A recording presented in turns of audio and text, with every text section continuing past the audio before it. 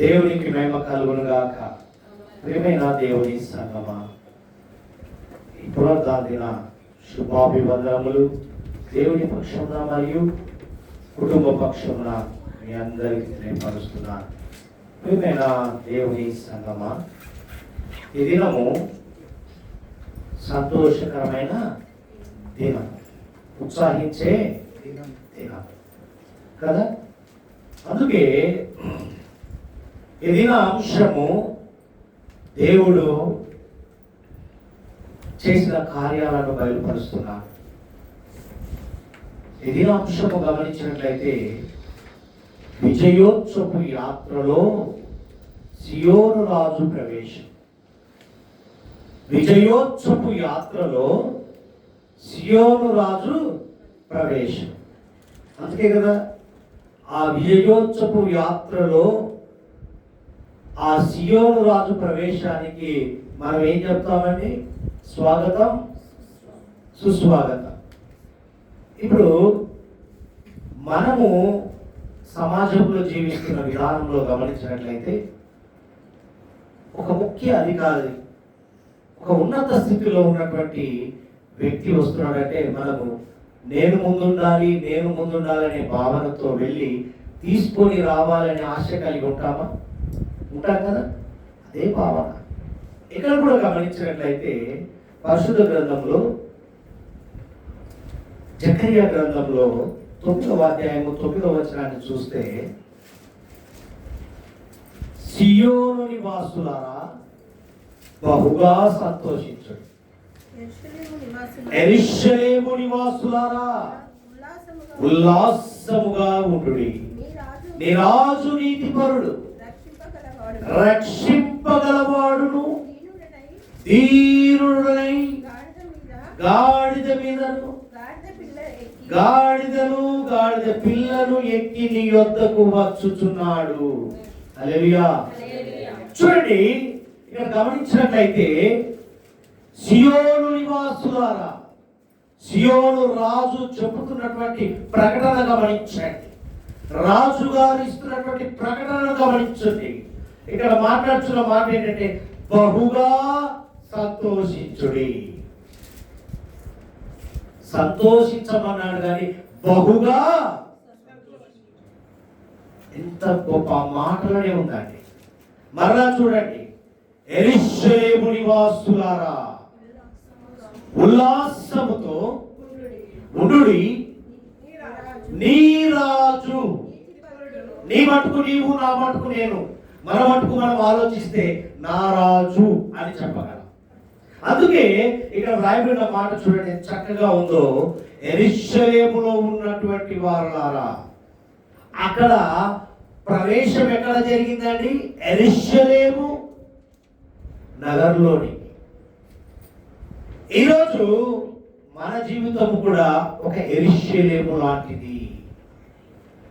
ఆ యెరూషలేములోనికి ఆయన ప్రవేశము చేయుచున్నాడు. ఎవరైనా?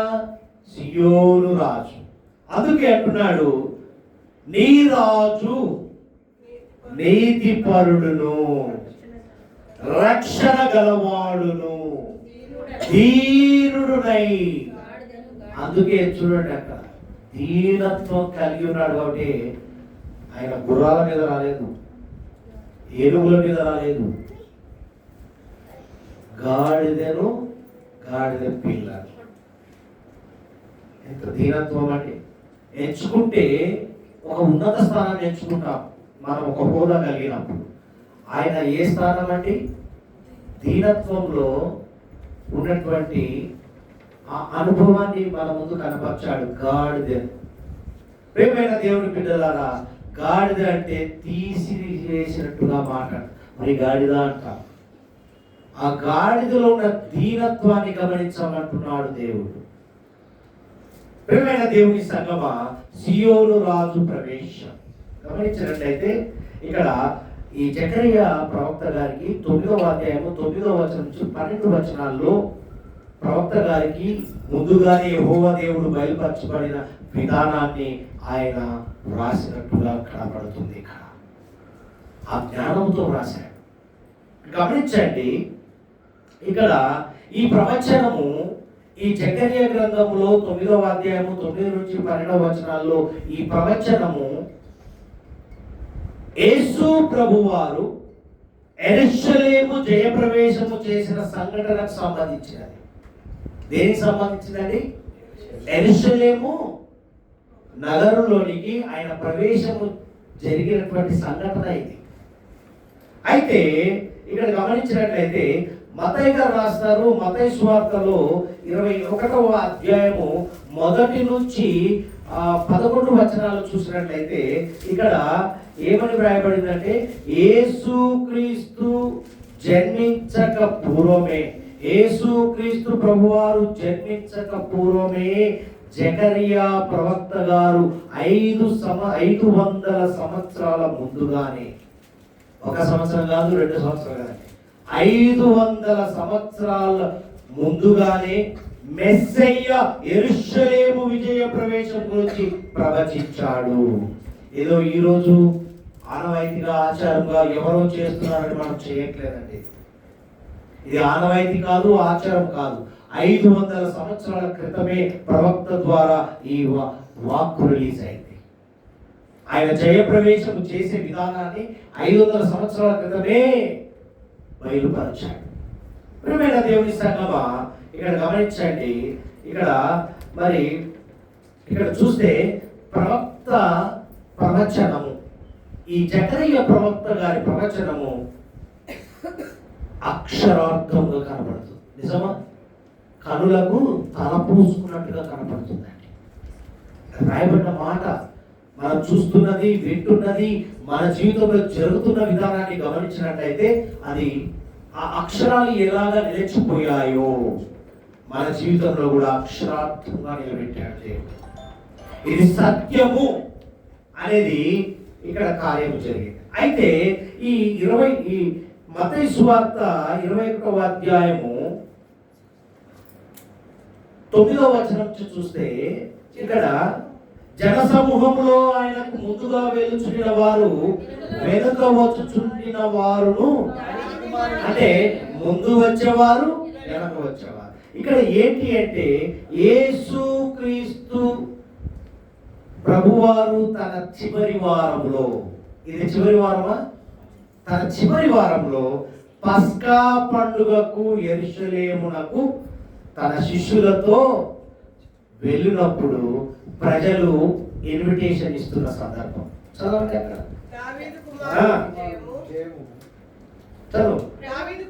దావీదు కుమారునికి జయము, ప్రభు పేరట వచ్చువాడు స్తుతింపబడునుగాక, సర్వోన్నతమైన స్థలములలో జయము జయమని కేకలు వేయుచుండిరి. ఆయన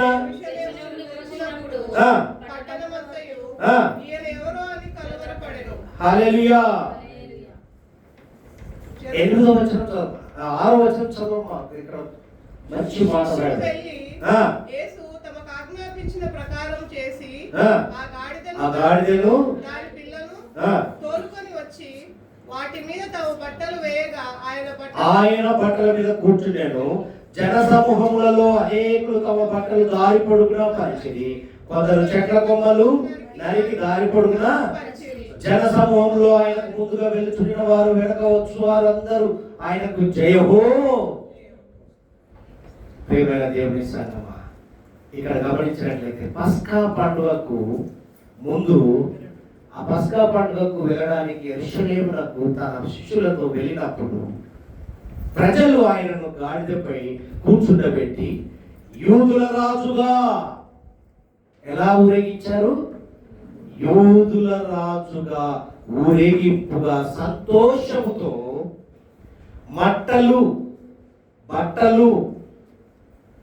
మట్టలుతో ఊపుకుంటూ, బట్టలు వేసుకుంటూ, ఊరేగింపు చేసుకుంటూ ఆహ్వానించారు. ఆహ్వానం మామూలుగా లేదండి. సియోను రాజు జయప్రవేశం ఎలా ఉందంటే, ఇందాక పాట పాడుతుంటే పిల్లలు ఒక ఊపులో ఉన్నాము, ఊపు లేదన్నారు కదా, అలా ఉందండి. అలా చేయలేవాళ్ళు.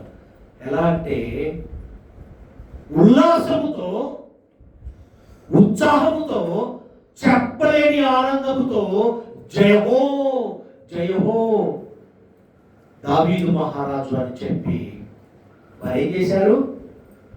కేకలు వేశారండి. అలా ఉండాలి అంటున్నాడు దేవుడు. మనం ఎప్పుడు కూడా ఆయన సన్నిధిలోకి వచ్చినప్పుడు నిరుత్సాహంతో ఉండకూడదు, ఉల్లాసంతో ఉత్సాహంతో మనం ఉండాలని ఇది ఒక నిదర్శనం. అయితే ఇక్కడ గమనించండి, ఆహ్వానించిన విధానమే ఈ సంఘటన. నేడు క్రైస్తవ సంఘములు మట్టలాదివారముగా ఆచరిస్తున్నారు. అంతే. ఇది ఎందుకు ఆచారమా ఆనవాయితీయా అన్నప్పుడు మనం చెప్పే సత్యము దీనిలో నుండి వచ్చింది. మత్తయి సువార్త 21వ అధ్యాయము 1 నుంచి 11 వచనాల్లో ఈ మట్టలాదివారానికి ఒక ప్రత్యేకత ఇచ్చారు. కాబట్టి వారు ఆ దినాల్లో ఆయనను ఎరిగి ఉన్నారు, ఆయన సత్యాన్ని కనుగొన్నారు, ఆయన చేసినటువంటి అద్భుతాలు రుచి చూశారు. కాబట్టి వారు ఏం చేశారు? ఉల్లాసంతో ఉత్సాహంతో ఆహ్వానించారు. మనము కూడా ఉల్లాసంతో ఉత్సాహంతో మన జీవితంలో జరిగిన కార్యాలు బట్టి ఈరోజు ఈ మట్టలు, ఈ అలంకరణ అంతా కూడా వేషధారణ కాదు. ఇది మేము సత్యాన్ని తెలుసుకున్నాం. మా జీవితంలో ఉల్లాసంతో ఉత్సాహంతో ఈరోజు ఊరేగింపు, సియోను రాజు జయ ప్రవేశాన్ని ఆహ్వానిస్తున్నాము అన్నట్టుగా ఇది ఒక నిదర్శనం. దేవుని కృపను బట్టి నిజంగా దేవుడు మాట్లాడుతున్న మాటలు చూస్తే మట్టలాదివారముగా మనము ఆచరిస్తున్నాము.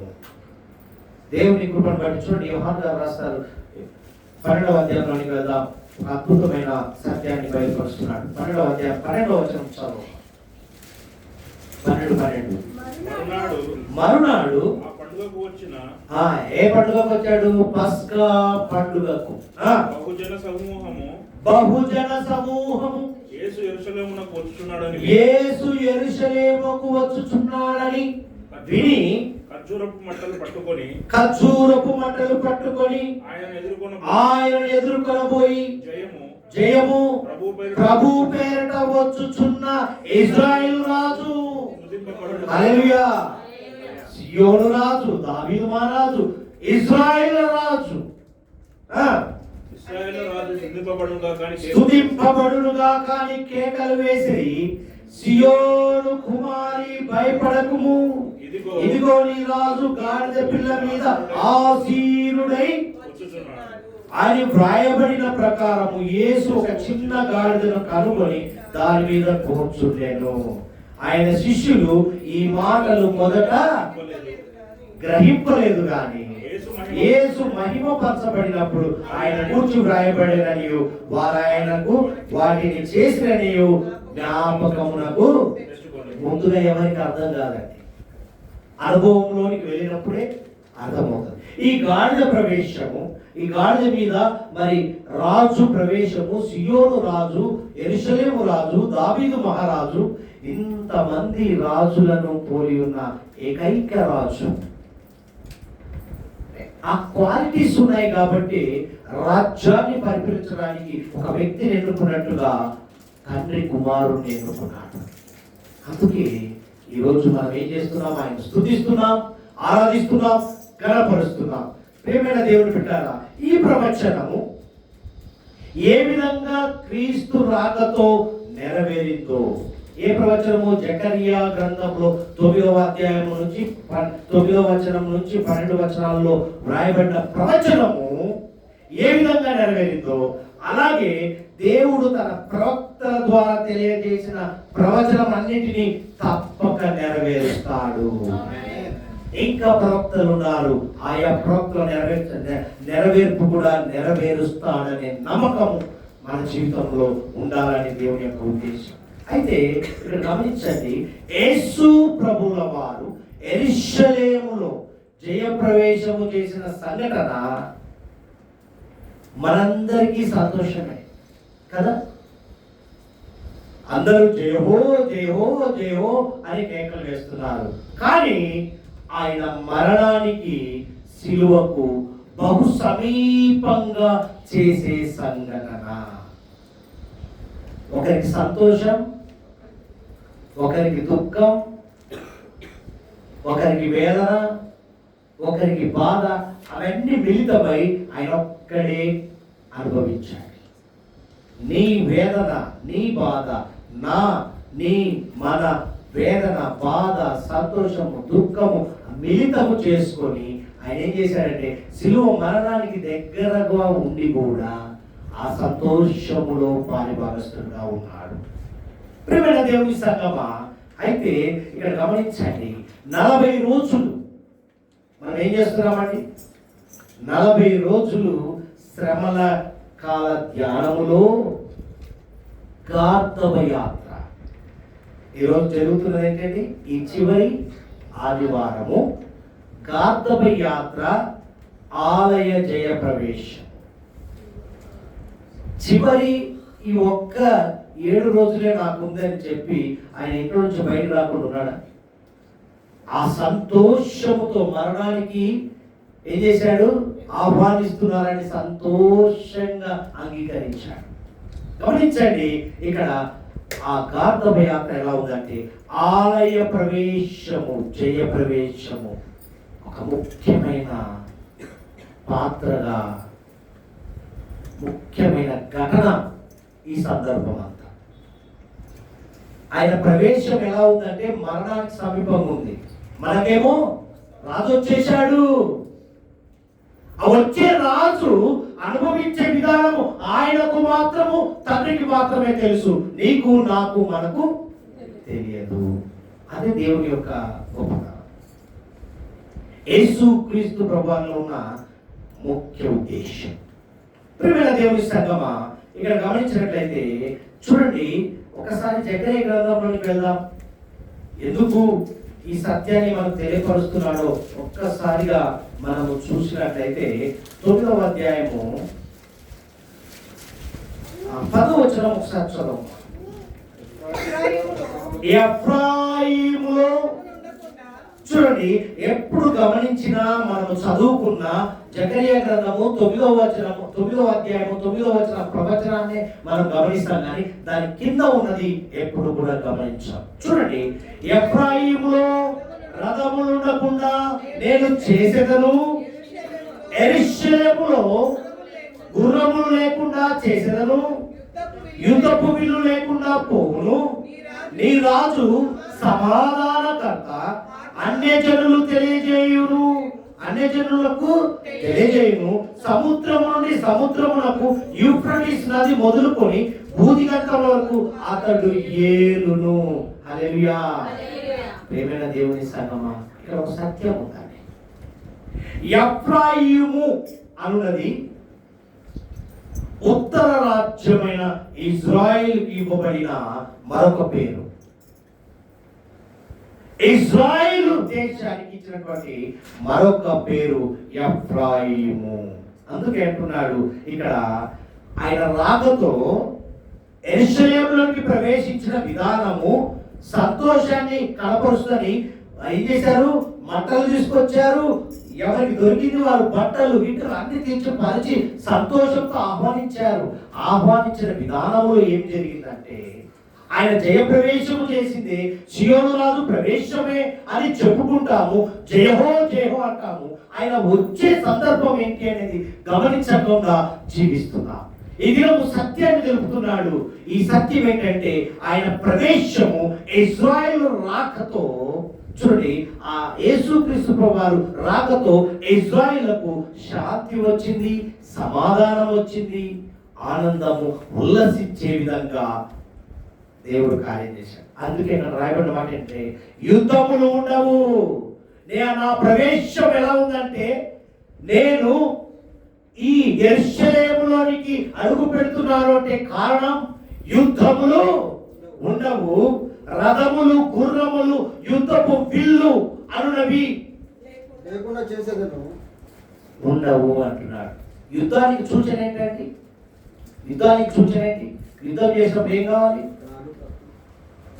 గుర్రాలు, రథములు. మనం చూస్తాం కదా యుద్ధాలు చేసినప్పుడు. తర్వాత ఏముంటాయి? యుద్ధపు విల్లులు. అవసరమా? ఇవన్నీ కూడా యుద్ధానికి సూచనే. ఇవన్నీ ఉండవు అంటున్నాడు. అందుకే 10వ వచనంలో ఎఫ్రాయిములో రథములు ఉండకుండా నేను, అంటే యుద్ధం ఉండకుండా నా ప్రవేశము మీకు శాంతిని ఇస్తుంది అని తెలియపరుస్తున్నాడు. యుద్ధాలు ఉండవు. చక్కని మాట చూడండి. యెరూషలేములో గుర్రములు లేకుండా యుద్ధానికి ఏది అవసరమని? గుర్రం. మనం యుద్ధాలు, ఇప్పుడు యుద్ధాలు జరుగుతున్నాయి, ఇప్పుడు వచ్చాయి తుపాకులు, రకరకాల హెడెడ్ మిజైల్స్ అని. మానవునికి తెలివెక్కువై అవన్నీ చేశాడు. అప్పట్లో రథాలు, గుర్రములే ఉన్నాయి. ఇక్కడ చూస్తే చూడండి, యుద్ధపు విల్లు లేకుండా అప్పుడేందండి? యుద్ధం కావాలంటే బాణాలే. అప్పుడు గన్నులు ఉన్నాయా? సత్యం అండి. నా ప్రవేశము యుద్ధము లేకుండా చేస్తాను, రథములు లేకుండా చేస్తాను, గుర్రములు లేకుండా చేస్తాను, యుద్ధము విల్లు లేకుండా చేస్తాను. ఎవరైనా చెప్తారా అలాగా? అదేనండి యేసు క్రీస్తు ప్రభు వారి తండ్రి కార్యము నెరవేర్చడానికి ఎన్నుకున్నటువంటి వ్యక్తి. హల్లెలూయా. దేవునికి మహిమ కలుగును గాక. ఇక్కడ గమనించండి, నీ రాజు సమాధాన వార్త అంటే ఆయన యుద్ధం లేకుండా చేస్తానన్నాడు, గుర్రములు లేకుండా చేస్తానన్నాడు, యుద్ధపు విలు లేకుండా చేస్తానన్నాడు.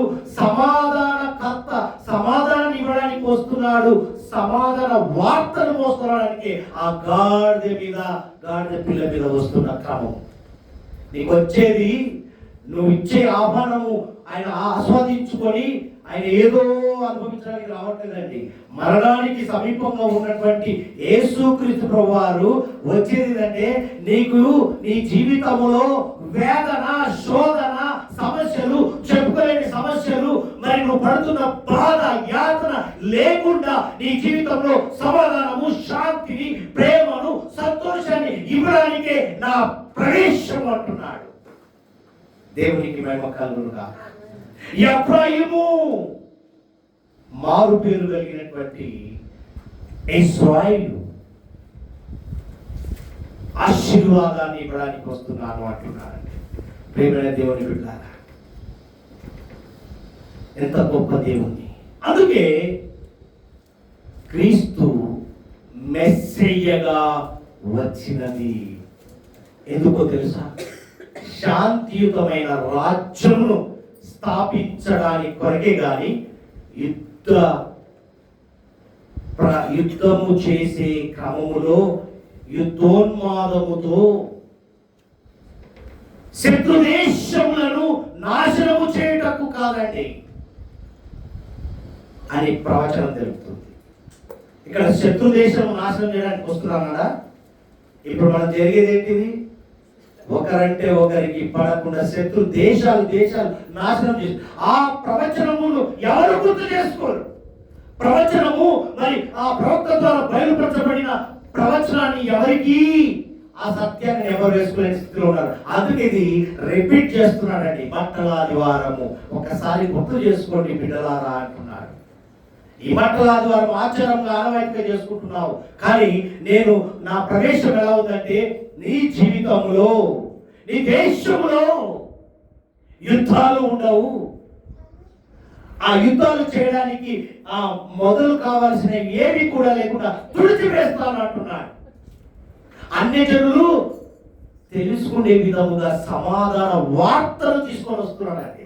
ఇక దేవుని ఎరుగని ప్రజలు అన్ని జనులు అంటే ఎవరో కాదు, ఎరిగి ఉండి ఎరగనట్టుగా అసలే ఎరగకుండా జీవించే వారి మధ్యలోనికి ఆయన ఈ వార్తలు మోసుకొని వస్తున్నాడు. అది ప్రత్యేకత, ఈ బట్టల ఆదివారం ప్రత్యేకత. ప్రియమైన దేవుని సంగమా, ఇక్కడ గమనించండి, ఇక్కడ దేశాన్ని, శత్రు దేశాన్ని నాశనం చేయడానికి రావట్లేదండి. ఆ ప్రవచనాన్ని బయలుపరుస్తున్నాడు. ఈ 10వ వచనాన్ని ఎవరు గుర్తుంచుకోరు. ప్రియమైన దేవుని బిడ్డలారా, ఆయన గాడిద ఎక్కి రావడంలో బాగా గమనించండి. ఇంకొక మాట కూడా ఉంది ఇక్కడ. మొదటిగా సమాధాన వార్త చేస్తున్నాడు. ఆయన ఆ గాడిద మీద ఎక్కి రావడంలో ఇతరుల పాప భారములను మోసి పాపములకు విముక్తి గావించి వారు ఎదుర్కొను సాధారణ యుద్ధమును అంతరింపజేసి శాంతిని ప్రసాదించుట కొరకే. నీకు ఎదురవుతున్నటువంటి ప్రతి సమస్యను, నీ భారాన్ని, అందుకే అంటాడు కదా, నీ భారము మరలా ఏమంటాడు, నీ పనుల భారం అంటాడు. నీ భారం ఒకటే కాదు, నీ పనుల భారము కూడా నా కాడి సులువుగా ఉంటుంది, నీ కాడి బరువుగా ఉంటుంది. మన కాడి బరువు చెప్పడం మొదలు పెడితే ఒక్కొక్కది సమయం సరిపోదు, అంత బరువు ఉంటుంది. ఆ రెండెత్తులు ఎలా మోస్తుందావు కానీ పొలం దున్నేటప్పుడు నాగలిని, ఆ నాగలి మీద మరలా ఏం చేస్తాడు, రైతు కాలు పెట్టి తొక్కుతాడు లోపలికి పోవాలి. యేసు క్రీస్తు ప్రభు వారు కూడా అలాగ దున్నబడ్డాడు నీ కొరకు నా కొరకు. అంత లోతుగా వెళ్తేనే నీ జీవిత చరిత్ర, నా జీవిత చరిత్ర, మన జీవిత చరిత్ర విధానాన్ని తెలుసుకొని శాంతి సమాధానాన్ని ఇవ్వడానికి ఆయన ఈ లోకానికి వచ్చాడండి.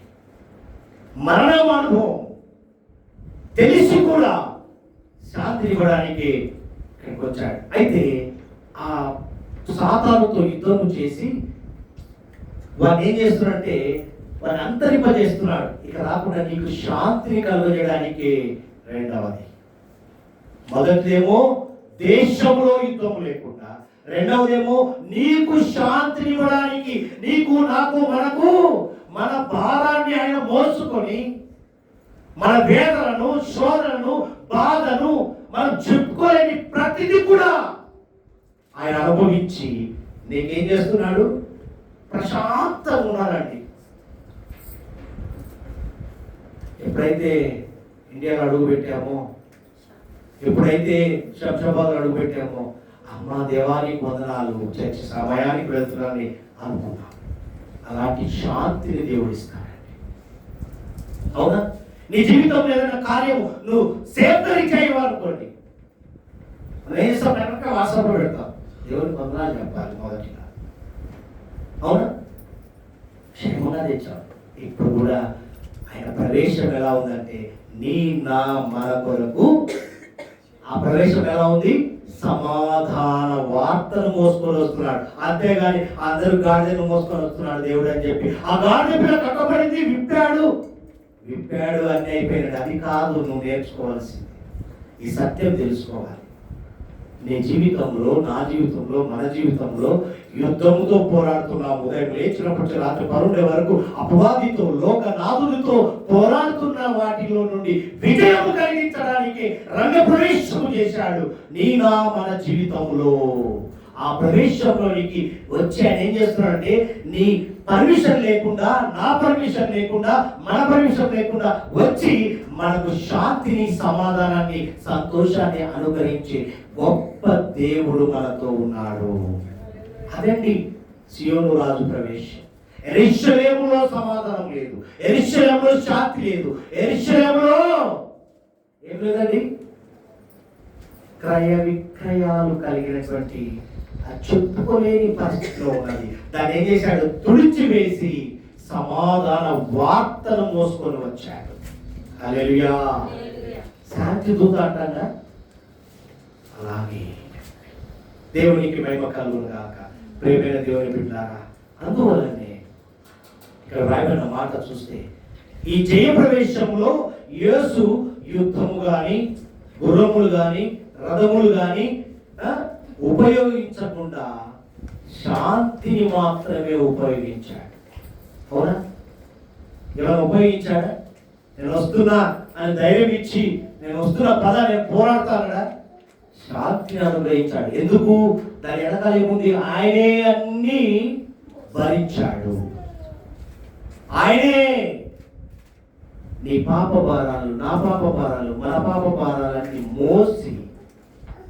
ఇక గమనించండి, ఎప్పుడు కూడా నేను పాపిని ప్రభువా, నేను పాపిని అని అనకండి. నీ పాపిగా ఉన్న వాడిని నేను ఏం చేశాడంటే రక్షణలోనికి తీసుకొచ్చి, మారు మనసు కలిగి పశ్చాత్తాపం కలిగిన జీవితంలోనికి తీసుకొచ్చి ఆయన ప్రవేశం చేసి శాంతిని, సమాధానాన్ని, ప్రేమను, సంతోషాన్ని ఇచ్చాడు అనేది గుర్తు చేసుకోండి. నేను ఏ పార్టీ వాడనంటే ఈ పార్టీ వాడివని చెప్తున్నాడు దేవుడు. అంతేగాని పాపినే, నువ్వు పాపి కాదురా బాబు అంటే నువ్వు పాపిగా నువ్వే ఒప్పుకుంటున్నావు. అందుకే ఆయన రంగ ప్రవేశం చేశాడు. యెరూషలేము లాంటి నీ జీవితంలో ఎఫ్రాయిముగా మార్చాడు. మార్చిన దేవుడు మాట్లాడుతున్నాడు. నేను ప్రవేశము చేస్తున్నది నీ కొరకే, నీకు శాంతి ఇవ్వడానికి, నీకు సమాధానాన్ని ఇవ్వడానికి, నీకు సంతోషాన్ని ఇవ్వడానికి. అవన్నీ పొందుకొని ఉల్లాసంతో, ఉత్సాహంతో నన్ను ఆరాధిస్తావు, నన్ను గణపరుస్తావు. మనిషిని ఆరాధించకండి, దేవుని మీద ఆధారపడండి. దేవునికి మహిమ కలుగును గాక. అందుకే ఏమంటున్నాడంటే సమానాధిపతిగా వస్తున్నాడు కదా, సమాధాన వార్త. చూడండి, యెషయా ప్రవక్తకు బయలుపరచబడిన మాట చూడండి, 9వ అధ్యాయము 6వ వచనంలో రాస్తాడు. చూడండి, అది క్రిస్మస్ అప్పుడే దాన్ని గుర్తు చేసుకుంటాం. ఏలయనగా మనకు శిశువు పుట్టెను, మన కుమారుడు అనుగ్రహింపబడెను, ఆయన భుజము మీద రాజ్యభారముండెను. ఆశ్చర్యకరుడు, ఆలోచనకర్త, బలవంతుడైన దేవుడు, నిత్యుడగు తండ్రి, సమాధానకర్తయగు అధిపతి అని అక్కడికి ఏం తీసుకొచ్చాడు? సమాధాన వార్త, సమాధాన కర్తయ్యకు ప్రవచనం. చూడండి, యెషయా ప్రవక్తకు బయలుపరిచిన విధానం జకరియా కంటే ముందుగానే బయలుపరిచాడు. సమాధాన వార్త తీసుకొచ్చేది ఎవరు? కన్య మరియ గర్భమందు పుట్టినటువంటి యేసు క్రీస్తు ప్రభువారు. మరి ఆయన మీద ఏముందట? రాజ్యభారం. భారం ఉంది కాబట్టి యెరూషలేములో యుద్ధములు ఉండవన్నాడు. రాజు పని చేస్తున్నాడు, ముందుగానే ప్రవచించాడండి ప్రవక్త. అందుకే ప్రవేశించాడు. 9-6 వచనాలు చూడండి. జకరియా 9:9లో, యెషయా 9:9లో బయలుపరచబడిన సత్యాలు. ఈ సత్యం తెలుసుకోవాలి అని చెప్పి దేవుడు మాట్లాడుతున్నాడు. అందుకే జకరియా 9:10 వచనంలోని ప్రవచనము 2వ భాగము నెరవేరవలసి ఉన్నది అని చెప్తున్నాడండి. ఏం జరగవలసినది? 2వ భాగము నెరవేరవలసినది. అది క్రీస్తు పునరాగమన ముందు నెరవేర్చబడుచున్నది. పునరుత్థాన దినములో జరుగుతున్న కార్యం. అయితే విచిత్రమైన సంఘటన ఏంటంటే, ఇంత చెప్తున్నా కూడా ఇక్కడ గమనించండి, యేసు ప్రభు వారు గాడిద పైన వస్తున్నప్పుడు ఏం చేశారండి? బట్టలు పరిచారు, మట్టలు పరిచారు. ఓసన్నా ఓసన్నా, జయము జయము, మరి ప్రభు పేరట వచ్చువాడు స్తుతింపబడును గాక అని ఎవరైతే కేకలు వేశారో, అర్థధ్వనాలు చేశారో, ఏం చేశారండి? వాళ్ళే 5 రోజుల తర్వాత, ఎప్పుడండి? 5 రోజుల తర్వాత మన చేశారు, ప్రభువును సిలువ వేయమని. ఎప్పుడైతే నీ జీవితంలో సత్యాన్ని తెలుసుకొని సంతోషించి, ఉల్లసించి, ఆనందింపజేసి చేసిన వ్యక్తే మరలేమంటాడు? సాతానుతో జయము జయమంటారు. అవునా? అలా ఉన్నారు, జాగ్రత్త అని దేవుడు బయలుపరుస్తున్నాడు.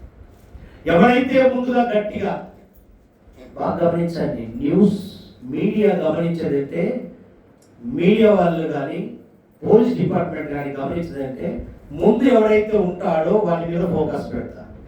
ఎవరైతే రెచ్చిపోయి ముందుండి కేకలు వేస్తారో వారిని టార్గెట్ చేస్తారు.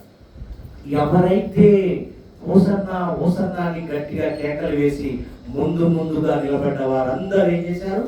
మరలా 5 రోజుల గ్యాపుల్నే సిలువ వేయాలి. అవునా? అలాంటి వారు ఉన్నారేమో ఈరోజు. జాగ్రత్త అండి, దేవుని సత్యాన్ని తెలుసుకోమంటున్నాడు. ఇలా ఒకవేళ పొరపాటుతో ఆ జనముతో ఏకీభవించావేమో, ఈ సత్యము, ఈ ప్రవచనము యెషయా ప్రవక్తకు బయలుపరిచాను, జకరియా ప్రవక్తకు బయలుపరిచాను. ఆ 9 వచనం కాదు, 10వ వచనం చూడు. ఆ సత్యాన్ని గ్రహించు. నీ జీవితంలో యుద్ధం లేకుండా చేసేశాను, నీ భారము బరువు కాకుండా తుడిచివేశాను. నా ప్రవేశము నీకు సమాధాన వార్తను తీసుకొచ్చాను, శాంతిని అనుగ్రహించాను, సంతోషాన్ని ఇచ్చేశాను, ప్రేమని ఇచ్చేశాను. ఇన్ని విధాలుగా చెప్తున్నా దేవునికి లేదండి, సిలువ వేయాల్సి ఉంది. తప్పు చేశాడు అందరితో పాటు లేదండి, లోకములో ఉండాలి కానీ లోకంతో మీరు వేరు. లోకంలో ఉన్నవారు వేరు, మీరు ప్రత్యేకింపబడిన వారు. అందుకే మీకు ఆ సత్యం తెలుసు కాబట్టి మీరు ఇప్పుడు జయము, రాజుల రాజు, సియోను రాజు, యూదుల రాజు, దావీదు కుమారుడు అని చెప్పేవారిగా నిలబడుతూ గాక. ఆ సత్యం తెలుసుకున్నప్పుడు, నీ జీవితంలో అది నెరవేరినప్పుడు నువ్వు చేస్తావు ఆ మాట. అందుకే ఇక్కడ చూడండి ప్రియమైన దేవుని బిడ్డారా, ఆ గాడిద మీద రావడము నిజంగా సాత్వికమునకు సాదృశ్యం. ఏమన్నాడు అక్కడ? దయగల. రాయబడిన మాట ఏంటండి? మత్తయి సువార్త 21 ఇక ఒక 7వ వచనంలో చూడండి ఏమని రాయబడిందో. 8వ వచనం 6వ వచనం చూడండి. సాత్వికుడు శిష్యులు వెళ్ళి ఇదిగో నీ రాజు సాత్వికుడై గాడిదను భారవాహక పశు పిల్ల చిన్న గాడిదను ఎక్కి నీ యొద్దకు వచ్చుచున్నాడు. నీ యొద్దకు యోహాను సువార్తలో రాయబడింది, దీనుడై వచ్చుచున్నాడు. అంటే ఎంత దీనత్వం కలిగి ఉన్నాడో చూడండి. 12వ అధ్యాయంలో రాయబడిన మాట చూడండి, 12:12లో ఉంటుంది. యోహాను సువార్త 12:12. మరునాడు పండుగకు వచ్చిన బహు జన సమూహము యేసు యెరూషలేమునకు వచ్చుచున్నాడని విని ఖర్జూరపు మట్టలు పట్టుకొని ఆయన ఎదుర్కొని పోయి, జయము ప్రభు పేరిట వచ్చేవాడు ఇశ్రాయేలు రాజు స్తుతింపబడును గాక అని కేకలు వేసి. హల్లెలూయా. దీనత్వం కలిగి ఉన్నాడండి. మత్తయి సువార్త 21వ అధ్యాయం 1 నుంచి 11 వచనాల్లో, యోహాను సువార్త 12వ అధ్యాయం 12 నుంచి 14 వచనాల్లో అదే క్రమం రాయబడి ఉంది. ఆయన సాత్వికుడు, దీనుడై ఉన్నాడు. అంటే ఇక్కడ గమనించినట్లయితే సాత్వికము ద్వారానే ఆయన ఆ దీనత్వం ద్వారానే సిలువను జయించాడు. అవునా? నీలో తగ్గింపు లేకపోతే గెలుస్తావా? బయట నీకు విజయం రాదు. ప్రియమైన దేవుని బిడ్డలారా, మనం కూడా సాత్వికంగా ఉంటేనే, ఏదైనా తగ్గింపు కలిగి ఉంటేనే ఎక్కడైనా వాడబడతాం, ఎక్కడికైనా వెళ్ళాలి. అందుకే మత్తయి సువార్త 5వ అధ్యాయం 5వ వచనం చూడండి, దీనులైన వారు, అక్కడ సాత్వికులు అన్ని ఉంటాయి. 5వ అధ్యాయం సాత్వికులు అంటే మన యేసుక్రీస్తు వారు ఎవరండి? ఆయన సాత్వికుడై గాడిద మీద వచ్చాడు. సాత్వికులు ఎవరు? భూలోకంలో. మరి యేసుక్రీస్తు వారు సాత్వికంగా ఉన్నాడు కాబట్టి భూలోకాన్ని స్వతంత్రించుకున్నాడు. మనం కాదండి, యేసుక్రీస్తు మనస్సు మనలో ఉంటేనే స్వతంత్రించుకుంటాం. అవునా? ఆ మనస్సు లేకపోతే నువ్వు స్వతంత్రించుకోలేవు. తర్వాత దీనులైన వారు,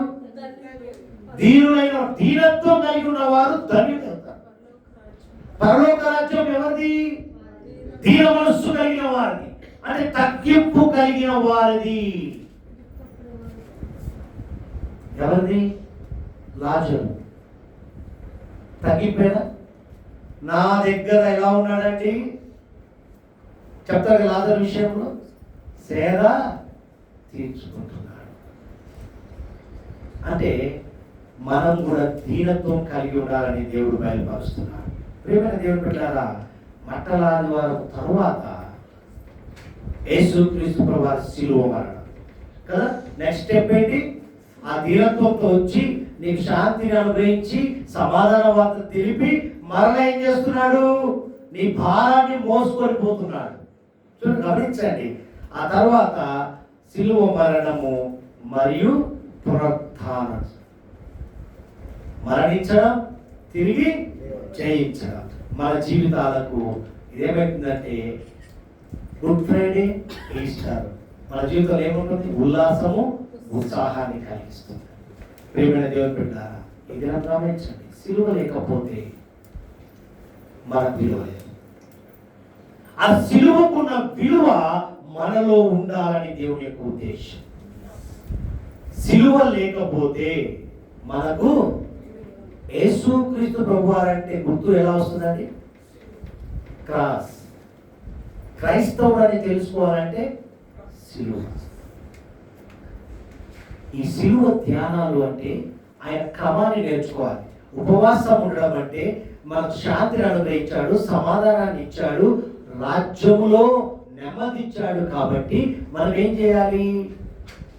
మన భారాన్ని ఆయన అప్పచెప్పు. కాబట్టి నువ్వేం చేస్తావు? ఫ్రీగా ఉన్నావు కదా, ఫ్రీగా ఉన్నా నీవు నిద్రపోమన్నాడా? ఏమంటున్నాడు? మొరపెట్టమంటున్నాడు. అది ధ్యానాలండి. అంతేగాని కడుపు మార్చుకొని ప్రతి ఒక్కరికి నేను ఉపవాసం ఉన్నా లెంట్ డేస్ ఇది ఒక ఆచారం అయిపోయింది. ఆ దినమంతా ఆయనతో గడపాలి అంటే ఈ సమయాన్ని సద్వినియోగం చేసుకుంటూ నువ్వేం చేయాలి? దేవుడితో మాట్లాడే క్రమంలో ఉంటూ నీకు శాంతిని అనుగ్రహించిన దేవుడిని గుర్తు చేసుకోమంటున్నాడు. రాజ్యములో యుద్ధం లేకుండా అంటే నీ జీవితంలో అపవాది యుద్ధము చేయడు. కాబట్టి నువ్వేం చేయాలి? నీ శరీరాన్ని నలగొట్టుకోమన్నాడు.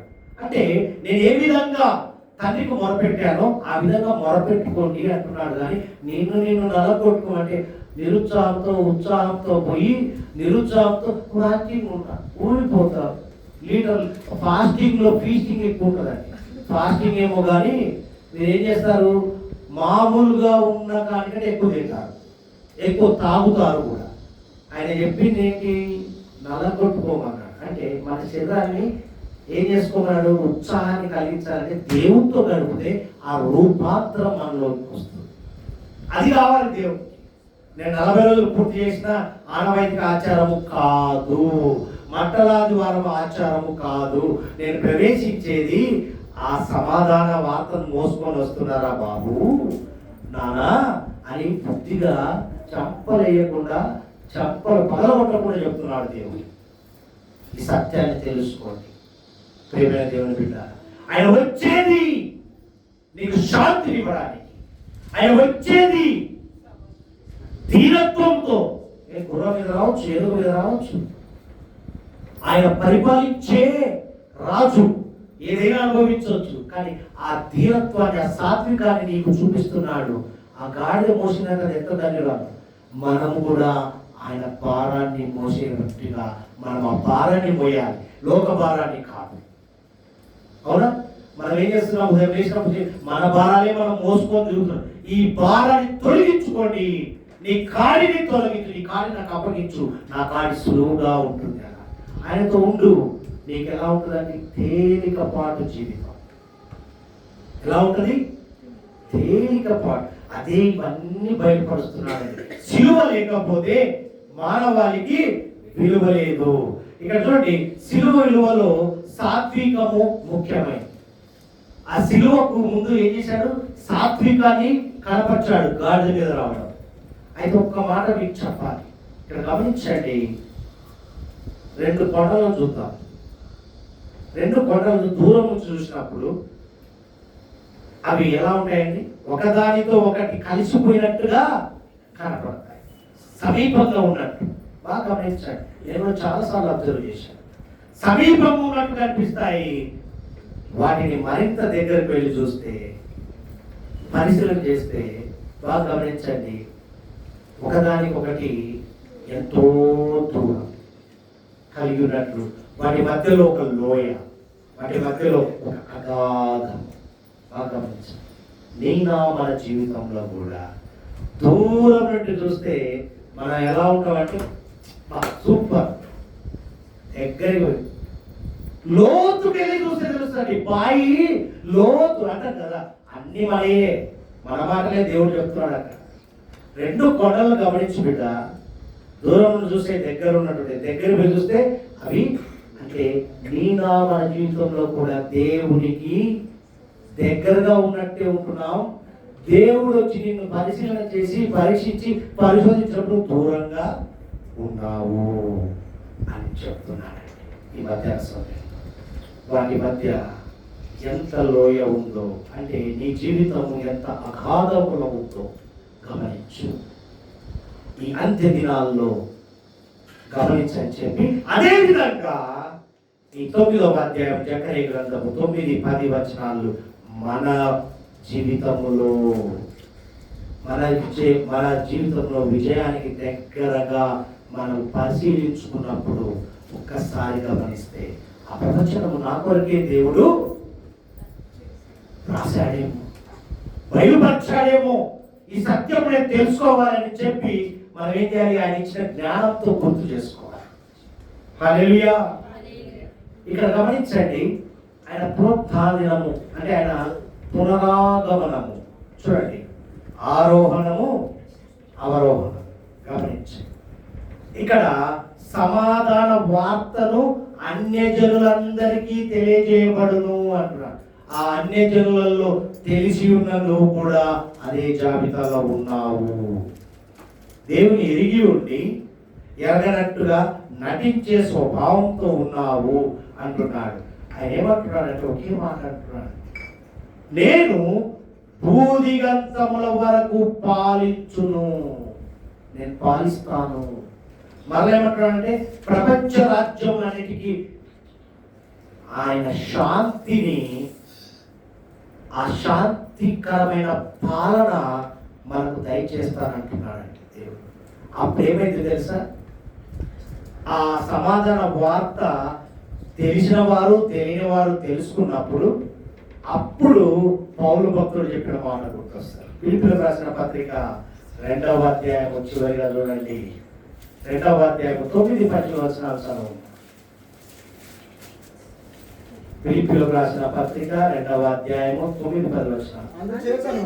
అందుచేతను పరలోకమందున్న వారిలో గాని, భూమి మీద ఉన్న వారిలో గాని, భూమి క్రింద ఉన్న వారిలో గాని ప్రతి వారి మోకాలును యేసు నామమున వంగునట్లును, ప్రతి వారి నాలుకయు తండ్రి అయిన దేవుని మహిమార్థమై యేసు క్రీస్తు ప్రభు అని ఒప్పుకొన్నట్లు దేవుడు ఆయన అధికంగా హెచ్చించి ప్రతి నామము పైనామమును ఆయన అనుగ్రహించును.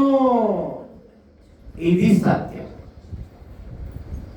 ఏమని రాయబడిందని చూడండి, అందుచేతను పరలోకమందున్న వారిలో గాని, అంటే ఈ సత్యము తెలుసుకున్నప్పుడు విజయోత్సపు యాత్రలో సియోను రాజు ప్రవేశము ఎలా ఉంది అంటే, నీకు శాంతిని, సమాధానాన్ని, సంతోషాన్ని, ప్రేమను తీసుకొని వస్తున్న సంఘటన రక్షింపబడిన నీకు,